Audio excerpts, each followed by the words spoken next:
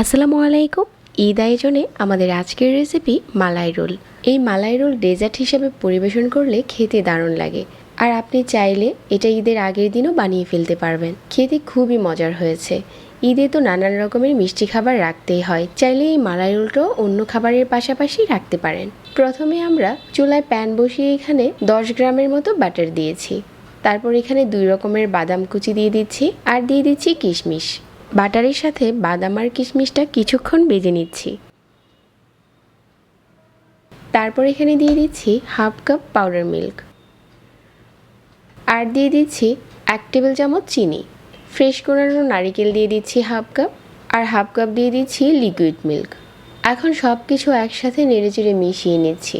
এই মালাই রোলের পোরটাতে আমি মিষ্টিটা একটু কম ব্যবহার করছি, তবে আপনারা চাইলে কিন্তু এখানে চিনি 2 টেবিল চামচও দিতে পারেন।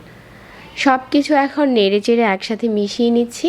মালাই রোলের পোরটা এখন রেডি হয়ে গেছে। চুলা থেকে নামিয়ে নিচ্ছি, আর সেই একই প্যানে আরও দিয়ে দিচ্ছি 2 কাপ লিকুইড মিল্ক, 1/4 কাপ চিনি দিয়ে দিচ্ছি, 3টার মতো দিয়ে দিলাম এলাচ। সব কিছু নেড়েচেড়ে একসাথে মিশিয়ে নিচ্ছি, আর মিডিয়াম আঁচে কিছুক্ষণ জাল করে মালাই বানিয়ে নিচ্ছি। আর এই মালাইটা একটু পাতলা থাকবে।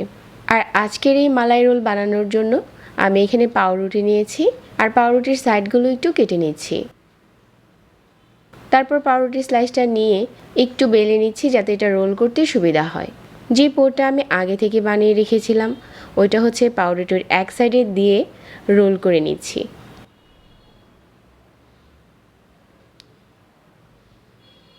একটা সাইড থেকে এভাবে করে ভাঁজ দিয়ে রোল করে নিয়েছি, আর এভাবে করে সবগুলো রোল বানিয়ে নিচ্ছি।